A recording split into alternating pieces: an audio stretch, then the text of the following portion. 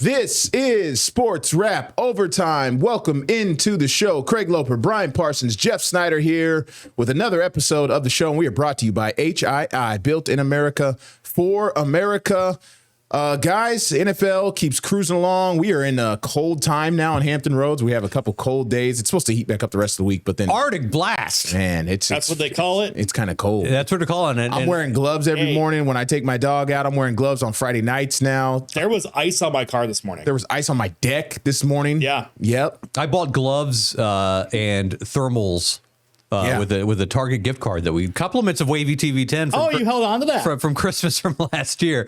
So I cashed in some Target gift cards to get some winter wear. I've stacked them over the years and bought a new laptop. Whoa! Yeah, there you go. Yeah, I did. You were that patient over the years to I just forgot I had them. Yeah, me too. And I'm like, I need a new laptop. Oh wait, no way. Yeah. So I've got some fancy isotoner gloves. Yeah.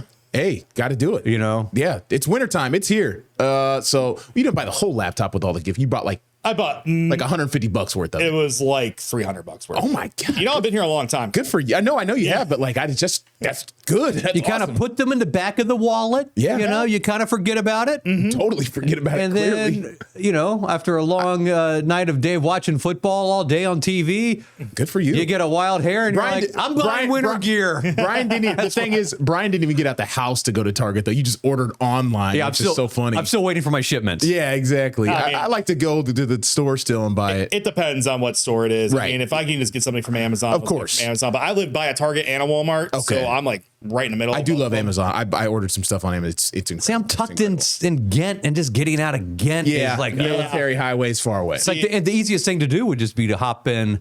Midtown Tunnel. Is there one I think there's one in Western Branch, a Target in Western Branch. Yes, there is. Maybe. Yes. That's what I should have gone to. There's one in Salem right by me. Okay. Yeah, they're all over, just kind of tucked away. Anyway, all right. Week 10 of the NFL season in the books. We're going to talk all about it. News and notes, obviously. You start with the Washington Commanders. 5 losses now, 3-7 on the season. They lose 44-22 to the Detroit Lions. October 5th. What do you mean?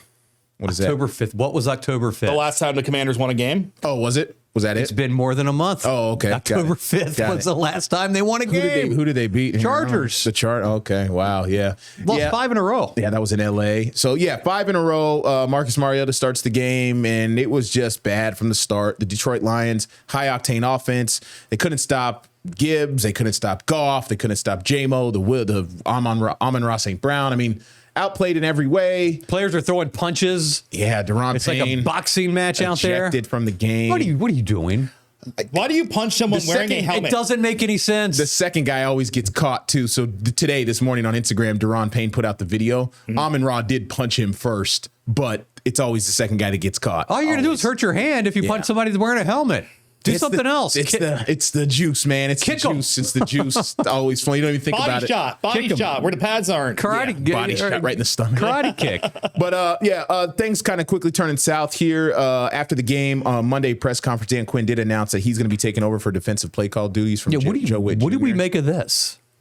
I think it's always guys trying to find a spark, man. I think that's what it is. I think Dan Quinn trying to get back to his roots a little bit. They're trying to do it the way they did in Dallas all those years when Witt was kind of like his spotter, so to speak, an analytical guy and like down and distance guy, but Quinn would dial it up and you're looking for a spark. You're just desperate. Desperate times for I don't think the defense is the biggest problem here either because I think the entire team is beat up. Yeah, the whole time. I mean, it's tough. They don't have much of an offense either. Your stars are all out. They're all out. Everybody's injured. Trey Amos, the promising second-round pick out of Ole Miss, broken fibula, probably done for the year.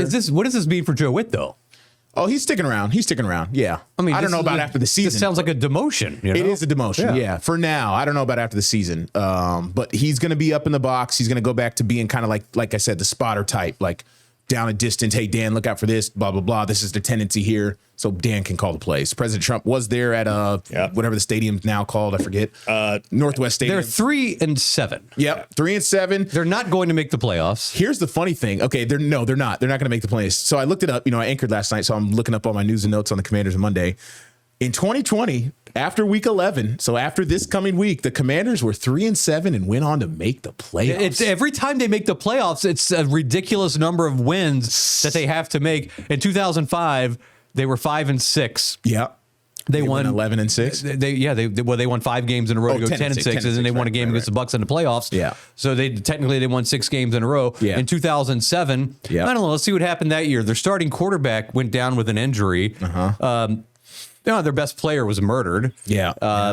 Sean Taylor. Josh Johnson came in the game. And then Todd Collins became the starting quarterback. Who hadn't taken a snap in 10 years. Wow.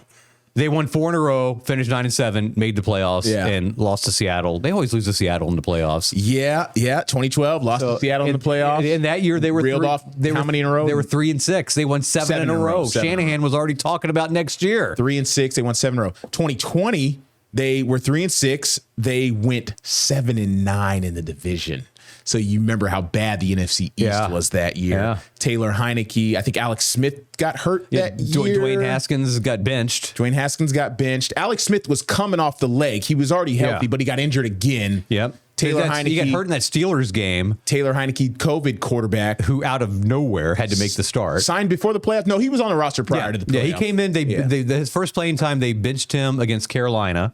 Yes. They were playing the Panthers. They benched Haskins against Carolina. Yes. Yeah. And Heineke came in relief and was like lighting it up. Yeah, it was just like he was playing against New Hampshire, Richmond and New Hampshire. Yeah. So Heineke comes in, hosts the playoff game. Ron Rivera's first year. Tom Brady and the Bucks going to win the Super Bowl. Heineke has a good game, kind of becomes a local legend in that way. So, but here we are now, 3-7, right? This team has a lot to look forward to in the offseason. They got some decisions to make. Jaden Daniels will not travel to Spain. So, they're going to Spain this week, guys. Madrid. No, he's not traveling? No. Well, you saw what his mom, the tweet. No, I missed it. I think somebody was saying that Terry McLaurin wasn't traveling with the team. I didn't see that. I have not seen that. She was saying McLaurin and Jaden are they're with the team. They're just in the back. Yeah, they're not on the field. Oh, for sure. They're at the games. Oh, yeah, they're definitely at the games. But Jaden Daniels is not traveling to Spain. He's not getting. And I told James yesterday in the office. I don't know about you guys, and I don't know how it works. What the logistics are of the I know I'm hurt, but I want to go to Spain for 4 days, man. I want to go be cultured and see not vacation, but I want to go see a different country. So is that his decision? Is that the team's decision? Is it just you're just maybe mentally you don't want to go? You know how expensive it is? It's a budget cut, man. Hey, if you're not playing, we're not going to, sorry, no steak dinners. We don't have this seat on the plane. No, you know what I'm saying? No steak dinners. Right. Yeah. We don't have a seat on the plane or something. I don't understand why you wouldn't want to go to Spain. Yeah. If you have the capacity. Could just be, he has to be here for his rehab. Yeah, maybe. And then maybe it's a rehab thing. Maybe stick around. You don't want to fly and the whole swelling of the arm. Don't you want him on the bench though to even I thought. help out? I know. That's what I thought. Hey, too. Marcus, do this, man. I don't get it, but hey, whatever. Above my pay grade. The stadium there, as the Commanders go to play the Dolphins. You guys know about the stadium, Santiago Bernabeu. Is this the new one that's in the middle of the city? I don't know if it's newly renovated, but it's not new. They've been playing there for years, but every 20 years it has gone open. It has undergone. Go ahead, Jeff. It opened in 1947. It's been there forever. Just had a renovation completed last year. It's a home of Real Madrid. It's a home of Real Madrid. Huge, I don't know what the billion, I think $1 billion renovation. But when it was built in 1940, they've pretty much been renovating it for the last every 25 years. It looks like they put a roof on it. Yep. Home of Real Madrid, 84,000. And it's in the middle of a neighborhood in the city. There's no parking. It's really cool. First ever NFL game in Spain. So this is kind of historic, for the Washington and the Dolphins to be a part of this game. The NFL, again, the international expansion, just trying to break into another market, Spain. And because we saw the German game with Germany game, was it the Colts? The Colts and the Raiders. The Colts and the Falcons. The Colts and the Falcons. Right. Those fans are crazy, man. It's cool. Those Germans are nuts. It's a cool experience to see it. It was very cool. This is the last week of the international games. It's over after this. And it's funny the German fans really were a big fan of the kicking game. Yeah, they like the kicks, Yeah. No, it is. It's interesting, man. It should be a great experience. I mean, the visuals got to be awesome. The stadium appears to be world class. The grass they're going to be playing on, world class. I mean, they don't. With them grass soccer fields, they don't mess around. This is going to be unlike anything. American with these, football player with has ever played on football, soccer. Yeah, you know what I mean. They have to play on grass. You have to play on the. I asked Messi because Messi never plays because his feet always hurt. Turf. Can't do turf. It's not like he makes, a gazillion dollars. Just play, Messi. Got to protect them. You're out there kicking a ball around, man. It's his retirement job. I'm sorry, your feet hurt. Just his little side hustle when he retired. It is. It's MLS. It's like 10 leagues below he's ever played in. Yeah. It is funny. It is funny. No, Dolphins coming off a win, surprisingly beating the Bills pretty handedly. I don't remember the score. I think it was like, I got to pull it up. 30-13 or something like that. How about that? Yeah, it was Bills could not get anything going. Josh Allen turned the ball over twice. Yeah. Okay, let me present this to you guys. I'm going to look up some scores here. It's the end of the season, okay? And the Bills, they make the playoffs. And let's say they win a divisional game and they lose. Let's say they lose in the divisional game. Right.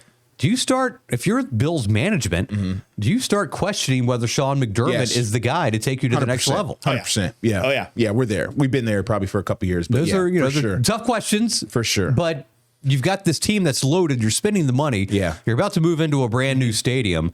Yeah. Is that next year? Yeah. Yeah. And the Chiefs may be out of their way this time, so they can't use that excuse. I know. Yeah. Yeah. No, for sure. We're definitely there. That will be a conversation that needs to be had for sure. I mean, they made it to, did they ever make an AFC title game under Josh Allen and them? I don't think they have.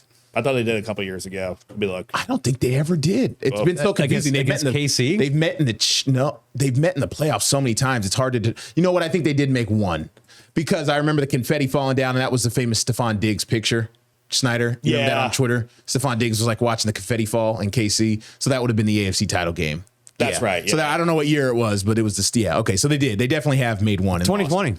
2020. Yeah. Okay, so it was a long time ago. Yeah, they lost to the Chiefs 36-24 at Arrowhead. They haven't been back though, I don't think. And last year.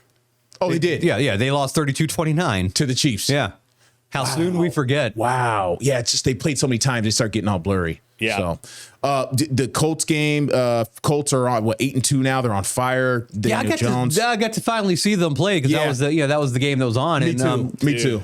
They're a fun team. Jonathan Taylor, man. So good. Man. He's so It's like, Daniel Jones, you watch the game, it's like Daniel Jones is kind of almost a game manager in a kind of way. He's not doing anything really spectacular. His numbers aren't that great, but when you have a running game like with Jonathan Taylor busting 85-yard runs like he was doing. He's been doing it all season. I guess their offensive line must be pretty good. I guess that's one of their big things. Offensive line is great. Jonathan Taylor, solid. Daniel Jones managing the game. Reinforce the secondary with Sauce Gardner. Irsay's daughter is growing on me. Yeah, so cool, man. All three of his daughters. All three of his daughters. I love it. Every time I see a picture after the weekend, I'm like, that's cool, man. Like she bought a round of drinks. Yeah. Oh yeah. That video too. I saw. Okay. Yeah. She's always got some sort of cool outfit on. You know. When she was announced, she goes, "I'm going to murder this German." I'm like, whoa. Oh, she's speaking German. Okay. Oh no, I didn't. She's great, and her old man, was a colorful character. It's a great little story. Troubled soul in his own way, but he raises girls right, man. He's a quality dude. They're trying to put a little juice into this franchise. They're trying to get it back to what it was during the Peyton Manning, and they're just involved. I like that. I mean, they're involved in a good way. A owner should be involved. Yeah. They're not doing weekly press conferences like Jerry Jones. They're not, sending out. They're not doing trades and trying to build the team out. They're just trying to inject a little life and personality. I like how they're on the sideline, after big plays, hugging up guys and saying good job. I mean, that's a little whatever, but still very cool. All three of them have like their specialty. Yes. Like Carly does. She's on the field, taking notes, all that stuff. Yeah. I think they have another sister who there's three of them who does the philanthropy and the marketing. Yeah. And then the one who's married to AJ Foyt's grandson. I can't remember exactly what she does, but she does an important role. Got their own little roles. They all have their roles, and they all. Who was it? Was it Jim Irsay or Rob Irsay? Jim. Okay, Rob Irsay was the father. much maligned father who moved the team from Baltimore to Indianapolis and was not. When you think of Rob Irsay and Bill Bidwell with the Cardinals, Mayflower Moving Company, not very popular figures, but Jim, was a good owner. Yeah, he was a good owner. He took care of his players. He's a good owner. Great owner. Great to the fans. He also, owner. Obviously an extremely wealthy man, and he bought a lot of guitars. I've seen the story. Rock stars, including many of I'm a big Grateful Dead fan, and he bought a lot of Jerry Garcia's old guitars. And you think, is he going to be one of these guys that just kind of hoards them and puts them in his, on display at his house? No, he would loan them out to musicians who would play those instruments on stage. Oh, cool. And now they're actually selling that collection. I know. So But who's Brian, I don't You have. want a Jerry Garcia guitar? I would love one, but I don't think I have that. They're selling the collection. I didn't miss that. They're selling a part of it, I think. Oh, okay. I mean, a Jerry Garcia guitar is going to go for several $1 million. Wow. Yeah. Wow. Right, if you got the money, right? Yeah, it's a good story this year. Patriots defeating the Bucks. Patriots are for real. Drake May, man. Drake May, what are they, May's 7-2? good. Let's see. The Yeah. Patriots The are long-suffering Patriots fans. Patriots are 8-2. Yeah, right, exactly. Yeah. But it's like, hey, going to Tampa and getting a big win over the talented Bucks team, banged up Bucks team. But like Vrabel, I mean, I hate what happened to our guy Gerard Mayo there, but like Vrabel came in and just did something to that team. Why did the this year. Titans ever get rid of him? Bad ownership? Yeah, yeah. And Browns fans are like, "Oh, we had him in our back pocket. Why didn't we just hire him?" This It's like, this he wasn't past gonna- off season? Yeah, well, no, because he was like a consultant the last year from Browns. Oh, he was okay. And they're like, "Well, we could have just had Vrabel. We could have fired Stefanski." I'm like, Vrabel would not have picked Cleveland. No, I don't know about Please. that. Yeah, I think his tone was always going to be the Patriots. Yep. The Bears come back and beat the Giants. Brian Daboll fired this week in the NFC East. Yeah, there. that's a big one. 41-21 over 4 years. Was coach of the year in 2022. People forget that. Made the playoffs with the Giants. 41-21. 41. No, I'm sorry. 21-41. Oh, that is 40. Yeah, My bad. yeah. That's actually pretty good. I flipped that. Sorry. Yes. No, not that. My bad. You get fired for that. 21-41. Daboll fired. Jackson Dart is in concussion protocol every week. Who knows what's going to happen with him? They're punting on the season. Their GM sticking around though. Joe Sheen. That Joe guy. Sheen. Yeah. Oof. Not a good look on that Hard Knocks, huh? Man. Remember when they lost Saquon to the Eagles and how mad the owner was? Not only that, not only a bad look on Hard Knocks, the Giants this offseason, they, their own social media team still covers the draft and they put out these videos. He was like kind of like iffy on Jackson Dart, and like they had to convince him to draft Dart. And he was like, "Oh, if you guys, no one's going to care about a 3rd round pick that makes it big." It's some weird stuff, but apparently he's holding on. So whatever, who knows?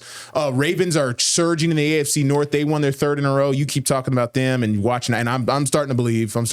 They're coming back. All it took was Lamar. All it took was those pieces coming back. Yeah, Steelers have lost, I think, 4 or 5 now. They started 4-1. They've lost 4 or 5. So How old is Aaron Rodgers? 40. He looked like a 40-year-old quarterback. Oh yeah, He looked for sure. awful. Played Yeah. the Chargers 25-10. And even some of those balls that would have gotten there, they're just No zips.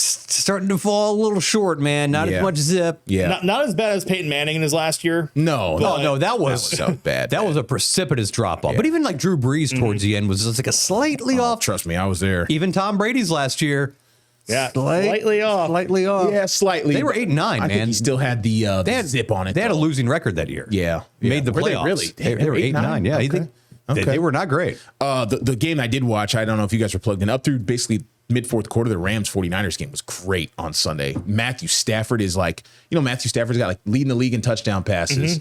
He's got like 23 touchdowns, like 2 picks on the year. So he's finally above 500 for the first time. I saw that stat, 115 and 115 and 1 or something, or 116 and 115. Something like The that. Lions All were the that Lions bad. fans were like, sorry. Like, it's so funny to see that. Yeah, it's nuts. Yeah, Detroit did him dirty for 12 years or whatever the number was. So, but him and McVay, like, whew, you talk about a perfect marriage, man. They are fun to watch. They run it well. They play action. They do anything they want. And McVay's a great coach. They could be quietly kind of marching their way towards the whole thing. Oh, you know? for sure. For sure. That's what they did in 2020, right? Yeah. It was very quiet, but they ended up pulling it off. I was working last night. I don't know. Did you guys watch the boring Monday night game that was the Eagles and I did. Packers? How? Oh, yeah. You How guys. did it? What? I have YouTube TV. Oh yeah, I don't. Still Yeah, happening. that's what I'm saying. I was working, so it was on in the background. Yes, exactly. Yeah, I got YouTube TV. I finished the I- Iverson doc. Oh, nice. nice. I'd not seen part 3 yet. I watched it as in I scrolled on my phone. I'm like, this game is so boring that I'm just going to do other stuff. Do you have YouTube TV? What's your deal? I don't. Oh, I you have normal cable. I have normal. Okay, we talked about that, yeah. Yeah. Okay, I have means. Right. So, but you watched. Oh, you didn't watch. I mean, it was 10-7. I watched, but I didn't watch. It was I fell 10-7. asleep before the end of the game. The Eagles defense is apparently legit. Eagles offense can't figure it out. I mean, they're 7-2, but they're just winning ugly. Matt LaFleur, obviously his offensive firepower is gone somehow. I don't know what the deal is, but box score, team stats here just randomly. Total yards for the Green Bay Packers, 261. Total yards for the Eagles, 294. 4.9 yards of play for the Eagles, 183 passing, 111 rushing. I don't know. It just seemed like a boring Monday night game, but It was very. These primetime games this year, man. you don't think they? Yeah, I don't know. I haven't. They're not hitting. No, They're not. Monday night, I mean, I'm at work, so it's like it's hard for me to like. Thursday night games have been okay to good. Right. But these Sunday night and Monday night Patriots are 13-point favorites over the Jets on Thursday. Oh, that's they're the Thursday night thing. I don't think we'll be getting a good one this week. Out west, the Seahawks are just quietly winning games. No one's paying attention to them. Smith, By the way, the Commanders are 2.5-point underdogs against the Dolphins in that game in Madrid. Wow, I did not know that. Really, they're both 3-7. They're right there, man. Mm-hmm. Interesting. Yeah, that's how bad it's been for Washington. Maybe because it's just the Tua factor and Marcus Mariota. Do they own? We don't. Tell me, did the Commanders have a first-round draft pick? They didn't trade it, did they? Yeah, they got it. Yeah. That was. There's some silver lining. Might get a top 5 pick here. Yeah. What do they need? A corner. What don't they need? Yeah, they need a lot. Probably a corner, a linebacker, running back. Maybe I don't know. They wouldn't use it on running back, but corner, linebacker. Offensive line, that's kind of the main three. Yeah. The Titans definitely corner number one. The Titans are leading the tank bowl right now. Are they? Yes. They're just irrelevant. The Titans and the Browns are going to be battling for the first pick. Right. Yeah, Browns losing to the Jets. That was a tough one. The game I did see, I caught the end of the Texans scored 26 unanswered in the 26 points in the fourth to beat the Jaguars. Davis Mills, man. Davis Mills came out there and they picked that game up towards the end. Yes. And it kind of seemed like it was more like a Jacksonville collapse. It was. Jacksonville kind of fell apart on that one. It was bad. Yeah. Caught the end. Travis Hunter's out for the year. Oh, is he? See that? Yeah, he just had season-ending knee surgery. Really? When did that come out? Today or yesterday? About an hour ago. Really? Oh, I missed it. Okay, so he was on IR. So, all right, that's all the NFL we got. We're going to take a quick break here. When we come back on the other side, we're going to get into ODU football in a primetime Thursday night game on ESPN at SB Ballard Stadium. This is Sports Wrap Overtime, brought to you by HII.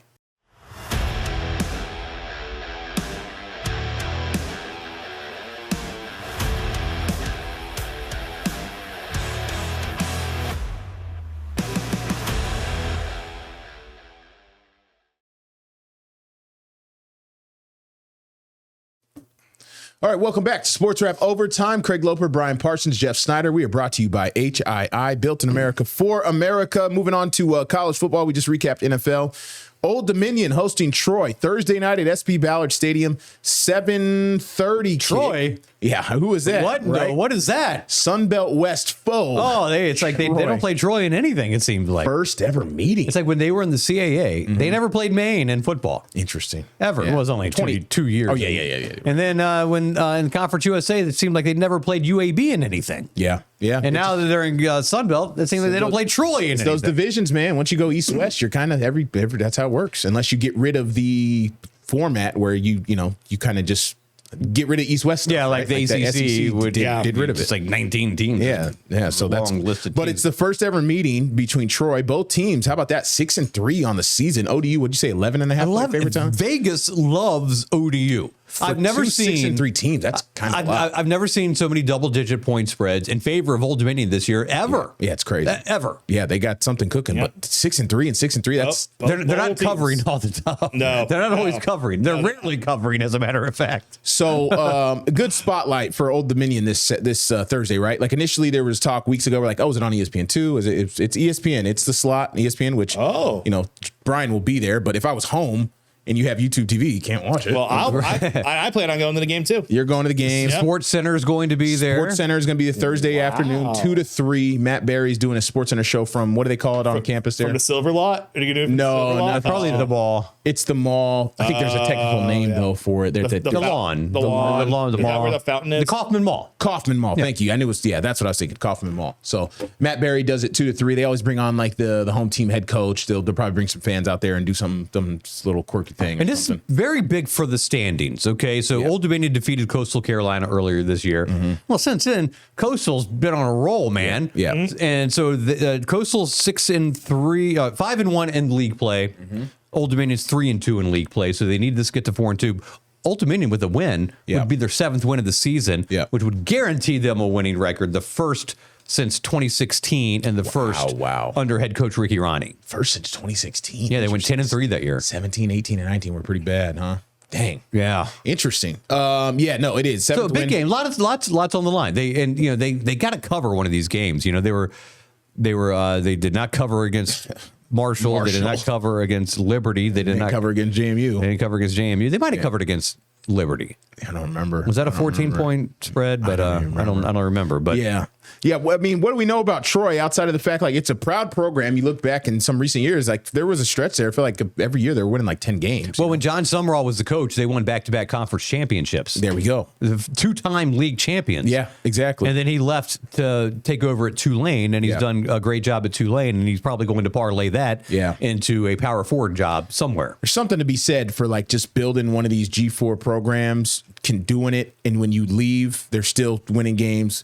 And then you go to your next program and you're still winning games. And then you jump, like, it's just something about it, man. Some guys got it. The definite prototype for that is James Madison. It's a perfect where example. Bob Chesney comes in and takes over for Kurt Cignetti. Yep. And you think, oh, well, he took over a great team. Not really, because Kurt Cignetti took all the good players with him to Indiana. Crazy. And the others transferred out to go to bigger opportunities. So Bob Chesney came in from Holy Cross and had to build a whole new team, basically. Yeah. Several holdovers. And what has he done? Let's see. James Madison is currently ranked 24th in the Associated Press Top 25 and are the highest ranked Group of 4 team. Yeah, right. What is the Group of 5? What are you doing here? I call it, I think G5. Yeah, we say G5 still. G5. Power 4, Group of 5. Power 4, G5. Yeah. So they have the chance to be the representative in the college football playoff. It's crazy. James Madison. It's nuts. Yeah, we still got some time. It's week 12 of the college football season. It's interesting to see how it will shake out. The new rankings come out today, later, as we're recording the show on a Tuesday afternoon. The top 5 conference champions get an automatic bid to the playoffs. So most people are assuming that, okay, that means, the Big 12, Big 10, ACC, SEC, they're in. Yeah. And then that 5th spot's going to be for the MAC, the Sun Belt, the American Conference USA. Well, no, there is what if the ACC champion, the final ranking, they're below the Sun Belt or the American or the Mountain West? Yeah, right. Yeah. You could have the ACC champion not make the playoffs. Correct. It's possible. And have two G5s. Two G5s make it. It would be nuts. The ACC has struggled this year, so it is not out of the realm of possibility. Clemson's down. Really no standout team. I mean, Virginia is kind of the one, but they lost. They lost. Walking the tightrope, man. They had 3 wins in a row that were a combined 5 points in so many overtime games. Yeah. I mean, they're teetering on the edge, and their quarterback Chandler Morris got hurt. What's his status coming up? Yeah. And in the next show, they have Duke coming up, I believe. They couldn't score a touchdown against Wake Forest. Right. Tough loss. Going back to Indiana. Oh my gosh. I watched that game pretty much the whole game. I thought they killed Gus Johnson.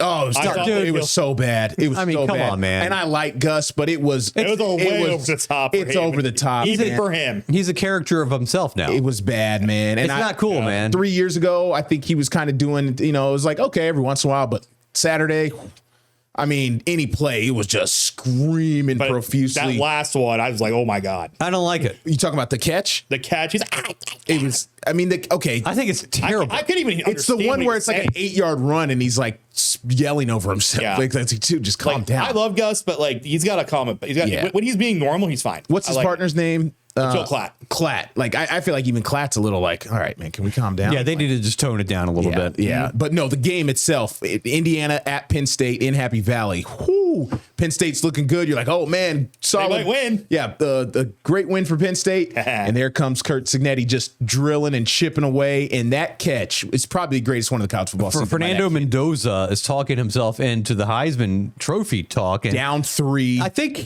Mendoza's good. Yeah, he's good. But a lot of times when you see these Heisman Trophy winning quarterbacks, you look at them and there's like a wow factor that leaves you jaw dropped. And this guy doesn't have that for me. No. Julian Sainz the same way. He doesn't wow anybody. His receivers are so good that he's able to just drop the ball in and not have to worry about anything. I'm not saying the guy's not a great player. I'm just saying, Heisman Trophy, we're talking the best of the best. Of course. No, you're right. It is a weird Heisman year. Like, I don't know what guy has really popped like that. Like, I mean, Jeremiah Smith. Yeah, maybe, but he gets double teamed so much that Carnell Tate's starting. Tate is good. 17, number 17 for Ohio State. I want him on Cleveland Browns badly. Yeah. I mean, if you're the Browns, are you taking Fernando Mendoza? Yeah, it doesn't seem like a good quarterback. I don't know draft. if that's your first pick. I don't know. It's not a QB draft. I'm not a fan. I mean, I'd draft him 3rd round or something, but sure. Number 3. Like Brian's saying though, there's no really like Heisman frontrunner that's been making plays. I mean, I think Texas Tech, like they're kind of a fun little team, but they don't have any like guy that's just like crazy, standout. Like there's just no really clear front runner for the Heisman. It's a weird year. And you know what? I think it's because these guys are all so good now. You think it's because they're good? It's because they're all good. It's not because they're bad. It's just that not because they're bad. It's because they're not standing out because everyone's so good. I don't know. I just think it's a weird year. Like when I think of the Heisman, like Brian's saying, like I think of Johnny Manziel running around against Bama. I think of Cam Newton running people over. I think of RG3 back in the day. I think of Marcus Mariota putting up eye-popping numbers. Reggie Bush was like another category. There's not like a clear best player in college football. Not this year. I know. Even Travis Hunter last year. Travis Hunter was last year. And everyone's like, oh, it's Jeremiah Smith. I'm like, yeah, he might be. Yeah. He'll be there. He'll probably be a finalist. He probably will be a finalist, but the stats aren't wowing me because he gets so much attention. Yeah. And Sand also has Carnell Tate and other guys he can throw to. Let me just name drop this guy. Omar Cooper Jr. is the kid that had the catch for Indiana, and that was the best catch of the year, hands down. He should have been pushed out of bounds. He got his foot down. It was nuts. Kurt Signetti in the post game, his interviews are just legendary at this point. Back-to-back years, they've been 10-0. Like, it's crazy, right? Like, never happened before, and he's just cruising along. When do they play Ohio State, or do they play Ohio State? They don't play Ohio State until that Big Ten title game. Okay, so there's no Ohio State on the schedule. There's no Ohio State. Oh, yeah, because Wisconsin, and then they play Purdue, so it would be the Big Ten title. Mm-hmm. Yeah, that's interesting there. Norfolk State. Yeah, what happened? I missed it. I didn't even look up the score. They kept it close against Central. Okay. They ended up having a third-string quarterback in who did really well and almost brought it back, but they ended up losing by 3 to Central. They only lost by 3, though. Yeah. Okay. Yeah, I think it was 31-28, so they're getting closer. Yeah. Improvements every week. Back home against Morgan State on Saturday at noon. Okay. So looking for their first Division I win. Yeah. Their first MEAC win. Yeah. Their first win since week 2 of the season, which was a overtime win over Division II Virginia State. Yeah. That is 1, 2, 3, 4, 5, 6, 7, 8 losses in a row. Mm-hmm. Damn, they only lost by 3. And they got 2 games left, man. So it's they need a win. Yeah, definitely need a win. Who else are we missing out on that we didn't touch on? Anybody? Last home game of the season for Norfolk State, by the way. Got it. Yeah. Good college football stuff. This is going back to this ODU and primetime versus Troy, man. It's going to be pretty exciting. I'm excited to see how the fans turn out. I mean, on a Thursday night, like. Oh, they did. They did last year against Georgia Southern. They showed up pretty well. Right. I mean, it wasn't 100% full. I saw tickets on the secondary market. I did look up the primary market. It's about $40. Yeah. But the same tickets secondary market going about 20. Okay. So yeah, it should be a good little game. I think even like playing an unfamiliar team, Troy, I think that kind of like, oh, who is this? What's going on? You know what I mean? Yeah, I saw a good game on Saturday night. What was that? Christopher Newport. Oh shoot, yeah, that's right. Division III football. They're ranked eighth in the country now, and it was an undefeated showdown against Salisbury. Yeah, and Craig and I were going through all these old tapes, and it's like. It always seems the Salisbury Seagulls always seem to be the thorn in the side or the arch nemesis of Christopher Newport. And this game was a back and forth affair. They were down 21-7 at one point.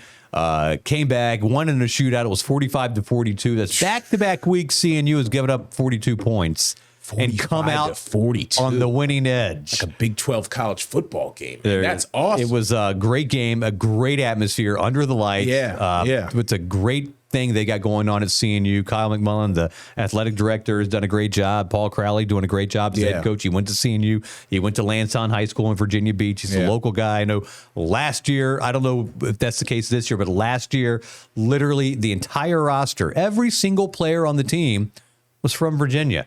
He didn't recruit out of state at all. Oh, last year. That was last year. I don't know if that's the case this year, but that was one thing that Coach Crowley had brought up. Interesting. That he recruits in state. And, so they're 8-0 or 9-0 right now? They're 9-0. 9-0. Okay. And they play 12 regular season games like normal? 10. Oh, they only play 10. They only play 10 so regular get ready to go to playoffs. So this is the final game of the season against the College of New Jersey. Okay. It's Friday night in Ewing, New Jersey, and a win, they would be 10-0. And they're not. No, they won the conference. They clinched the conference championship, so they have solidified a spot in the D3 playoffs. Interesting. But, I'm thinking, man, if they want to make a run, man. Got to get that defense right. They tighten up that defense. Can't stop Mountain Union, all right?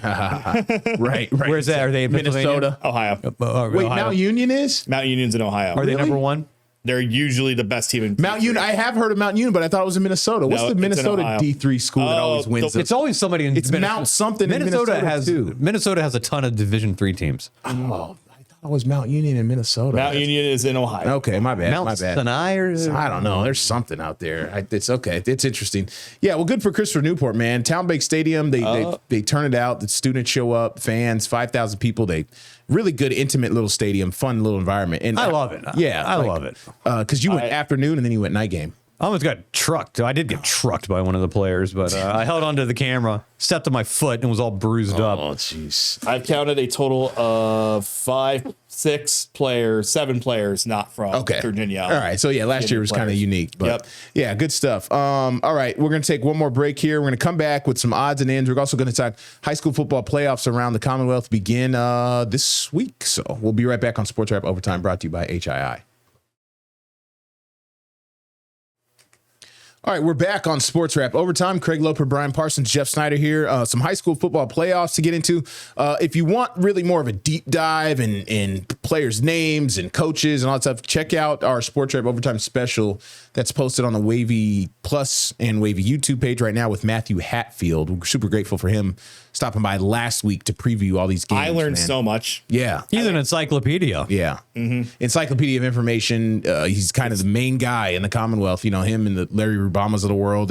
But they do a great job on all their platforms. The Hatfield does to kind of just break down across the state, really, like who's making plays. He interviews these kids. He interviews these coaches. So because we're not so much in tune with the teams on the other side of the state because we're so focused on the teams in the 757. You know, not so even close. It's it's nice to get his insight on things like that. So the brackets came out over the weekend. Basically, regular season finale was Friday, and I guess maybe some Saturday teams played. But Class 6, Oscar Smith's got that first round bye. Western Branch in Class 6. Lansdowne plays Manchester. Manchester, right? I think here. Matthew was talking about how Manchester could be a problem. Correct. Yep. Correct. Western Branch plays LC Bird. LC Bird.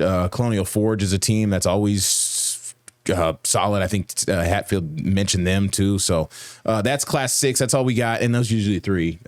Oscar Smith, Western Branch, and Lansdowne every year. Right. The bulk of our action is in the other classifications, specifically Class 5. Here it is, right? Like Green Run against Deep Creek, Bayside against Salem, Cox versus Kellam, Indian River, Kempsville. Ooh, yeah, that could be a good one. So in Class 5, where there's 2 regions. Yes. In Class 5 in Hampton Roads, you have Region A and Region B.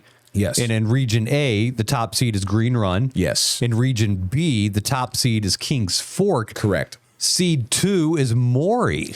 Yeah, I'm a little confused. I don't know, Brian. You explain to me. When I saw that come out over the weekend, it's something about the power. Like, I don't get it. Maury's only loss was to Cardinal Gibbons and Raleigh. Yeah. They beat everybody else. Yeah. Dominated. Verina. Kings Fork has a Southeastern District loss to Oscar Smith. Yeah. So, like, I just don't understand how Maury, if you haven't lost a game in your area, how you're not the number 1 seed. I mean, does it really matter? I don't think it matters. No, I don't think it does. But it is weird. Like, it's just a little different. Like, so Kings Fork plays Granby. Maury's going to play Woodside. So those people are saying, you know what it is? I guess it makes sense. They're saying Kings Fork's schedule is more impressive, and they have the same record.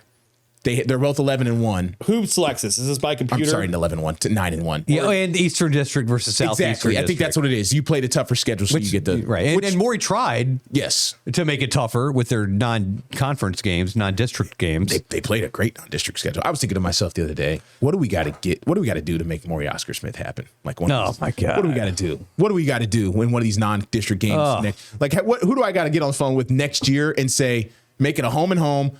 Oscar Smith, you're coming to Norfolk. 2026, Maury, you're going to Chesapeake 2027. Like, how I was thinking about it in my car driving that as I saw the. Put it at SB Ballard. That'd be crazy. Yeah, ODU would make it happen, something like that. I would just make it happen. I don't know how it works, but anyway. So Class 5, we're looking at do we think are our main contenders? You know, we're thinking probably Green Run. Yeah, we're probably Green Run. Maury. Green Run last week. Did you? Against Ocean Lakes? The Fork. They did not score a single point in the first quarter, but neither did Ocean Lakes. And then they started to open it up after that. But they did. I don't know what it was. Maybe it was the weather. It had a really weird pop-up little shower that showed up. So I don't know if that had a factor into it, but once Green Run got comfortable, I think I think they're a good team. Well, they went to the state semifinals Green Run last year. Green Run is a state championship contender. They're just they're just one step away. And and they have been for my time here. They're just always been that one step short, and it's Maury that's gotten in their way more times than not. Maybe not quite as battle tested in the beach as some of the teams in the Southeastern District, who maybe a little more battle tested, perhaps. That's very true. Yeah, I think in last year their offense was sputtering at the end of the year, so I don't know. But I will say their run game this year with Jackson and Pitbull, man, they're dynamic. I mean, 1-2 punch of running backs. Both of them have long touchdown runs. What I'm saying that to say in years past, Green Run has been very air it out attack. Yeah. Going into the playoffs, if you got the two-headed monster running back and that kind of they would have these that speed. Yeah, like maybe that changes the dynamic for Green Run this year and Brandon Williams, who put up like 50, 60 points a game. Class 4.